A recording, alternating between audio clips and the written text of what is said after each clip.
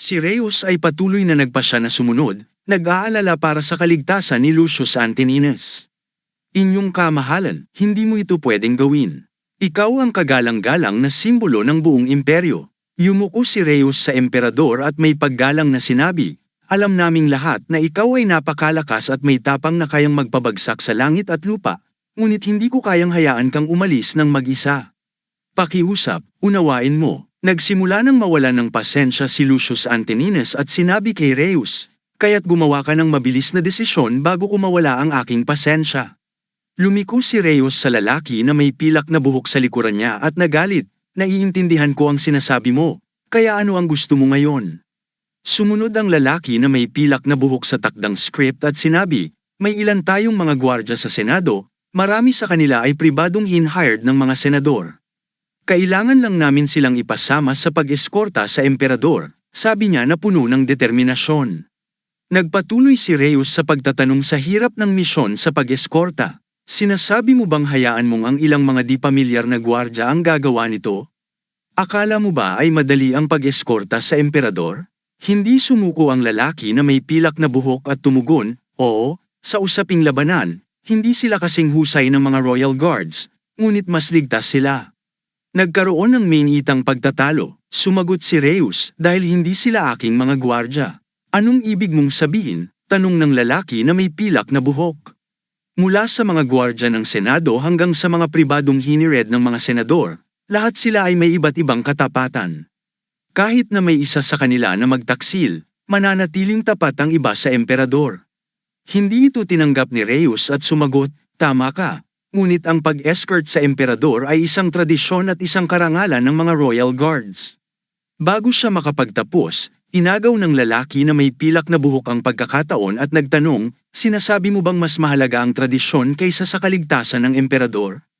Naramdaman ni Rheus na siya ay naiipit at lumingon kay Lucius Antonines na may pangambang tono, inyong kamahalan, ako lamang. Ngunit hindi nagpapakita ng hindi pagkagalit si Lucius Antonines at ngumiti, sapat na. Huwag mo nang sayangin ang aking oras sa mga ganitong bagay. Susundin ko ang iyong payo ngayon.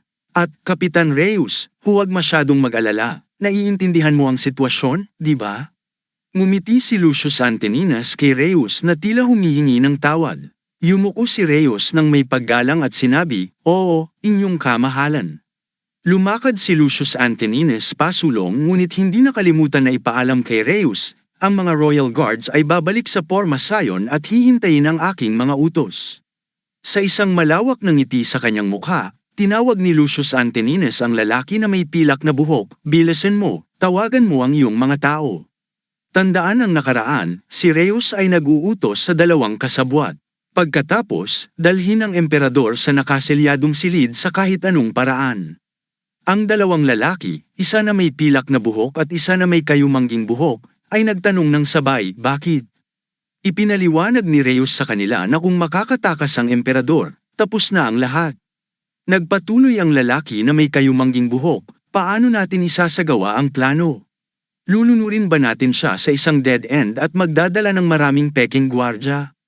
Ang ibig mo bang sabihin ay patayin siya agad-agad? Tanong ng kayumangging buhok na lalaki. Si Rheus, na may malamig at walang emosyong mukha, ay sumagot, hindi. Malaking problema yon. Hindi maintindihan ng kayumangging buhok na lalaki ang ibig sabihin ni Rheus kaya't muli siyang nagtanong, ano ang ibig mong sabihin? Matyagang ipinaliwanag ni Rheus, kahit gaano karaming tao ang dalhin mo, huwag kailanman makipaglaban ng malapitan sa emperador. Itaboy siya sa isang sulok kung saan hindi siya makakitakas at magdala ng mga 50 mamamana upang sabay-sabay siyang atakihin. Bahagyang ibinaba ni Rheus ang kanyang mukha at seryosong tinanong ang mga kasama, naiintindihan niyo ba? 50 tao man lang. Habang bumabalik sa kasalukuyan, naghihintay si Lucius Antonines para sa mga gwardya nang biglang lumapit ang lalaki na may pilak na buhok mula sa likod, yumuko, at nagsabi, inyong kamahalan, dadalhin kita sa templo kaya't maghintay po kayo sandali. Malapit na kaming maging handa. Nagulat si Lucius Antonines at muling nagtanong, ang templo. Naguguluhan siyang tumingin pataas at tinanong ang attendant, kailangan ko bang pumunta doon din?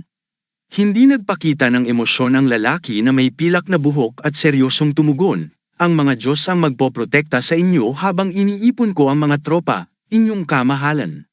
Napangiti si Lucius Antoninus nang hindi maipaliwanag ng marinig ito, marahil ay nahulaan na niya ang kanilang plano na pabagsakin siya. Tumagilid ang ulo ng emperador, tinitigan ng kortesano na kakapasok lang at nagsabi, "Sige, pumunta tayo." Ang lalaki na may pilak na buhok ay tumingin sa emperador na may walang emosyong mukha, ngunit sa loob ay masaya dahil nakamit na nila ang layunin. Ayos, lahat ay ayon sa plano ni Rheus, iniisip niya. Tama ang naging desisyon na kumonsulta sa kanya. Tumitig siya kay Rheus na natutuwa sa progreso ng sitwasyon tulad ng inaasahan. Ngayon ay handa na ang lahat, iisa na lang ang dapat alalahanin, bulong ni Rheus sa sarili.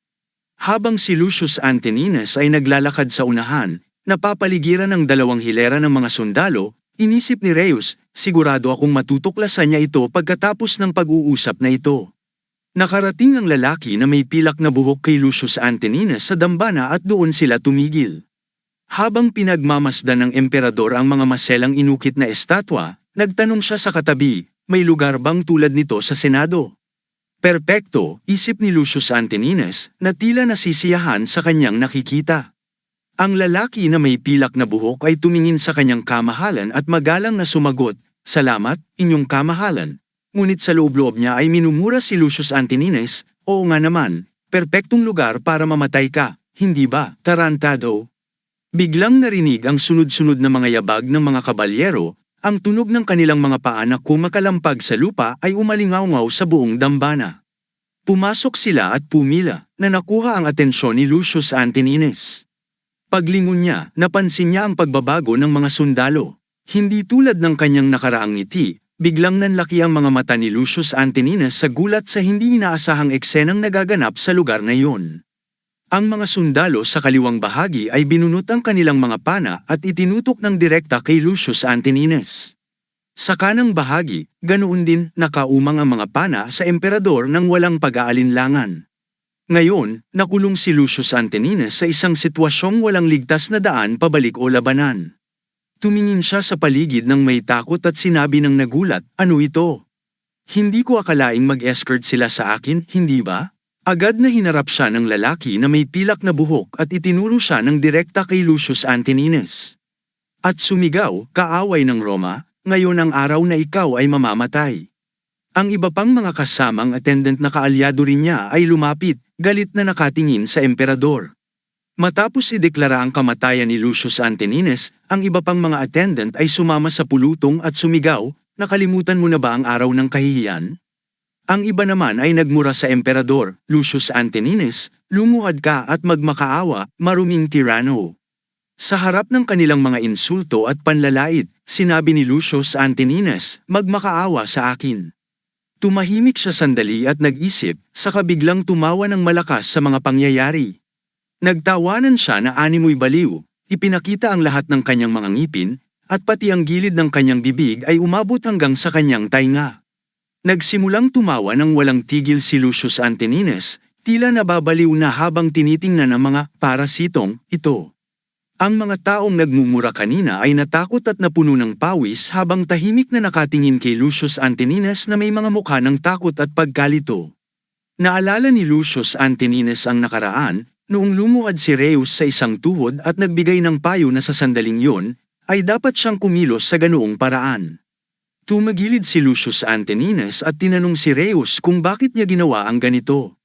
"Magaling ang iyong ginawa, ngunit bakit kailangang maging komplikado ito? Pwede mo namang dalhin ang buong legion at gawin ang nais mo." Ipinaliwanag ni Rheus ang kanyang mungkahi, "Kailangan nating lumikha ng sitwasyon na parang nasa kritikal na posisyon ang emperador. Sa ganoong sandali, ang mga nagtatagong duwag ay magpapakita ng kanilang sarili." Habang sinasabi ni Rheus ang mga salitang yun, ang kanyang mukha ay naging mas mapanganib, at naging malinaw ang kanyang mga mata na parang mandaragit. Sa mga salitang yun, tila ba si Rheus ang traidor at ang tunay na utak ng lahat ng ito? Malakas na nagtanong si Lucius Antoninus, "Mga traidor? Ayos, may iba pa ba rito?" Talagang nakakaaliw. Nagtawa ng malakas si Emperador Lucius Antoninus, nakabukas ang kanyang bibig at mabangis ang kanyang mga mata. "Napakaaliw, aliw na aliw, nakakatuwa talaga. Ang aura ni Lucius Antoninus ay kumawala sa sandaling yun, ngunit isang pulang aura ang lumitaw at umiikot sa paligid niya. Sa labas ng dambana, ang mga gwardya sa ilalim ng utos ni Reus ay pumila sa dalawang hilera at kumikilos papunta sa itinakdang lugar. Pumunta muna kayo sa arena, susunod na ako, sigaw ng mga kabalyero ng sabay-sabay, oo, sir. Tumalikod si Reus patungo sa dambana ngunit hindi nagsalita ng kahit ano. Naalala ni Reus ang pag-uusap nila ni Emperador Lucius Antoninus, yumuko at iniulat, pagkatapos niyan, ang mga walang kwentang taksil na nagtatago ay tuluyang magpapakita, inyong kamahalan. Narinig ito ni Lucius Antoninus, tumawa, at sumang-ayon. Naiintindihan ko ang ibig mong sabihin. Pinaliwanag ni Lucius Antoninus ang plano ng mas malinaw, kapag lumikha ako ng sitwasyon na tila nasa bingit ako ng kamatayan, isa-isang magpapakita ang mga traidor na ito. Inaakalang matutupad nila ang kanilang pag-aalsa. Lumitaw ang isang ngiti ng kasiyahan sa emperador sa kakaibang planong ito. Sumang-ayon si Reus sa paraan ng pag-iisip ni Emperador Lucius Antoninus at sumagot, tama, inyong kamahalan. Kapag nagpakita na ang lahat ng traidor, ang aking Panginoon at ang mga royal guards na kunwaring umatras ay susugod upang dakpin silang lahat. Ngunit sa kabila ng kanyang unang pagsang-ayon, sinabi ni Lucius Antoninus. Talagang ayoko sa ideyang yon, sabi ni Lucius Antoninus. Medyo nababahala si Reus at muling nagtanong, inyong kamahalan, bakit po? Ipinakita ni Lucius Antoninus ang isang madilim na ngiti kay Reus, parang isang mandaragit na naglalaro sa kanyang biktima, at sinabing, bakit ko sila huhulihin? Mas mahina pa rin sila sa akin, syempre kailangan kong bigyan sila ng pagkakataong umatake rin sa akin. Nakita ito ni Reus at yumuko, ipinaliwanag, ngunit, inyong kamahalan, nakahanda na ang malaking bilang ng mga mamamana para sa pag-atake sa inyo. Biglang dumilim ang mukha ni Lucius Antoninus at tinanong si Reus, talaga bang iniisip mo na mapapatay ako ng mga palaso? Ikiniling ni Lucius Antoninus ang kanyang ulo, ginagamit ang matatalim na salita at mga pulang mata na tila tumatagos sa kaluluwa ng kausap. Kung kaya niya, gagamitin niya agad ang mga yon, hindi ba? Biglang natakot si Reus, nanginginig ang buong katawan niya habang tumingin siya sa mga mata ni Lucius Antoninus at narinig ang kanyang mga salita. Hindi, inyong kamahalan, nag-aalala lamang ako na baka magasgasan ang inyong mahalagang katawan, paliwanag ni Reus. Patuloy na pinapalapit ni Lucius Antoninus ang kanyang nakakatakot na mata at nakangising mukha kay Reus, sinabing, mukhang medyo nanginginig ka. Agad na ipinagtanggol ni Reus ang kanyang panginginig, hindi, inyong kamahalan. Tuwid na tumayo si Emperador Lucius Antoninus at seryosong sinabi, kung balak mo yan, mas mabuti pang tingnan mong maigi kung paano ko siya haharapin. Itinuro ni Lucius Antoninus si Reus na puno ng kumpiyansa at kayabangan.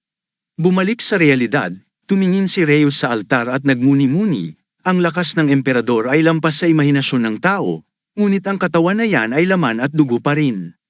Hindi mo kayang umiwas sa libu-libong palasong nakatutok sa iyo. Isang palaso lang ang makakatusok sa iyo, at kung tumama ito sa mahalagang bahagi, maaari kang mamatay. Tumingin si Reus sa mga sundalong nagmamarcha at nag-isip, wala siyang suot na armor, ngunit hindi siya nagbibiro. Patuloy na tumingin si Reus pabalik sa altar, tumataas ang kanyang kaba.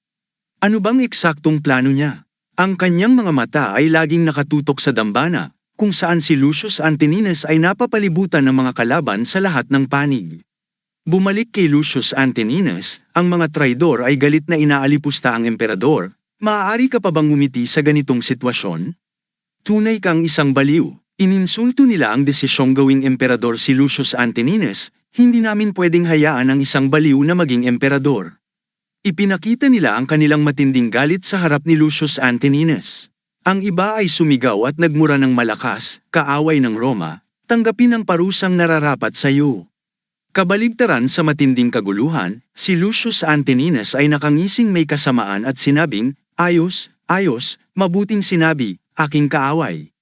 Biglang binawi ni Emperador Lucius Antoninus ang kanyang sariling mga salita. Itinaas niya ang ulo at mapanuyang tinanong ang mga traidor, may sapat ba kayong galit para patayin ako? Ang mga attendant na ngayon ay mga traidor ay nagkomento, sinimulan namin ang pag-aalsa na ito. Ngunit ang handgerang ito ay mula rin sa mga maharlika at mga mamamayan ng Roma. Muling nagtanong si Lucius Antinines na parang hindi makapaniwala, talaga ba? Ganun pa rin ba ang galit ng mga tao? Mas matindi pa ang pagmumura ng mga tao, kahit may banal kang kapangyarihan, hindi ka makakatakas sa sitwasyong ito. Dahan-daang ngumiti ang emperador. Tumugon si Lucius Antinines sa kanilang mga batang isip na kaisipan, yan ba ang iniisip ninyo? Tumingin siya sa paligid na parang naghahanda na umatake at sinabi, marami na akong narinig na kwento. Isa rito ay tungkol sa mitolohiyang Hudyo, may isang bayani na ang pangalan ay Samson. Kilala niyo ba siya? Ang mga traidor ay nawalan ng pasensya sa pakikinig sa isang taong naghihingalo na nagkukwento, kaya't nagsimula silang sumigaw ng galit kay Emperador Lucius Antinines, ano bang pinagsasabi mo? Kung may gusto kang sabihin bago ka mamatay, handa akong makinig, pero hindi ka maililigtas ng mga alamat na yan. Buong tapang nilang idineklara kay Lucius Antinines. Hindi nagalit ang emperador, sa halip, ibinaba ni Lucius Antinines ang kanyang ulo, ngumiti, at sinabing, haha, talagang mababait kayo, hindi ba? Dahan-dahan siyang lumapit sa isang estatwang nakalagay sa gitna ng templo, ibinuka ang mga braso, at sinabi, si Samson, ang bayani ng mga Hudyo, pinabagsak ang isang haligi ng templo gamit ang kanyang mga kamay at minsang pumatay ng 1,000 tao sa isang labanan. Hindi nakalimot ang mga traidor na tutukan ng mga palaso si Emperador Lucius Antinines. Ipinatong ni Lucius Antinines ang kanyang mga kamay sa haligi ng templo sa ilalim ng matamang mata ng kanyang mga kaaway, at ang kanilang mga isip ay nag-isip, ito na yon. Ano bang ginagawa ng makong na ito? Ang mga traidor ay tutok na tutok sa bawat galaw ng emperador, hindi kumukurap, at ang kanilang mga mukha ay nagpapakita ng kaba at takot. Biglang tumingin si Lucius Antinines sa mga traidor, ngumiti ng may kumpiyansa at sinabing, sa tingin niyo ba kaya ko to? Ang lalaking may pilak na buhok na pinuno ng pag-aalsa ay natakot sa sinabi ng emperador. Tumalikod si Lucius Antinines upang harapin ang estatwa, mahigpit na hinawakan ng 2 haligi ng dambana habang kinakausap ang mga rebelde, sa tingin niyo ba ang lakas ko ay katulad ng sa lalaking tinatawag na Samson? Matagal ko nang gustong subukan ito. Mahigpit na hinawakan ng kanyang kanang kamay ang haligi, at ganoon din ang kaliwa, kaya't may narinig na tunog ng pagkabasag. Sinimulang iipon ni Emperador Lucius Antinines ang lahat ng kanyang panloob na lakas habang sumisigaw siya, nagiging mas matindi ang kanyang hitsura at lumalalim ang mga kunot sa kanyang mukha habang magkasama ang kanyang mga kilay. Ang lakas ni Lucius Antinines ay nagdulot ng mga tunog ng pagbasag mula sa mga haligi ng dambana mula itaas hanggang ibaba. Sobrang lakas ng ingay na nalulunod nito ang kanyang sariling sigaw. Ang kisame ay naapektuhan rin sa mapaminsalang atake ni Lucius Antinines, patuloy na nagkakaroon ng mga bitak sa loob ng dambana. Ang mga traidor ay natakot at nag-urong-sulong, palagi ang lumilingon paitaas sa kisame. Sira ulo siya, tinatang kanyang pabagsakin ang buong lugar na ito. Kahit mabibigat ang armor ng mga sundalo, hindi nila kayang tiisin ang mga dambuhalang bato na bumabagsak mula sa kisame. Sa labis na takot, binitiwan nila ang kanilang mga sandata at nagtakbuhan, sumisigaw sa kanilang mga kasama na yumuko. Ang mga traidor na tagapayo sa labas na walang magawa ay patuloy na nagtuturo at nag-uutos sa mga sundalo, anong tinatayo-tayo nyo riyan? Barilin nyo siya, patayin ang tirano na yan. Ngunit nanatiling hindi nasasaktan si Lucius Antinines sa kabila ng mga bumabagsak na debris, na tila ba mas lalo pang nagkaroon ng sigla ang mga sundalo sa harap ng kanyang lakas. Bumalik ang mga sundalo sa kanilang mga posisyon at itinaas ang kanilang mga pana, oo, Ginoo. Ngunit sa kanilang pagkadismaya, isang haligi ng dambana ang bumagsak, halos durugin ang mga sundalo kung saan sila nakatayo. Ang bumagsak na haligi ay nagdulot ng nakabibinging ingay, nagkakaluray-luray ito sa iba't ibang piraso. Ang matinding pagbasag ay nagpadala ng alon ng pagyanig sa lupa, halos nagkakaroon ng bitak sa mismong kalawakan. May mga sundalong nadurog sa ilalim ng haligi, habang ang mga mas pinalad ay nakaligtas ng kaunti. Hindi natapos doon, ang natitirang haligi ng dambana ay bumagsak din. Agad na iniulat ng mga takot na gwardya sa kanilang mga kasama, dito rin. Tumakbo kayo, ngunit sa kasamaang palad para sa kanila, ngayong araw at sa dambanang ito, dito magwawakas ang kanilang mga buhay bilang isang pangmasang libingan.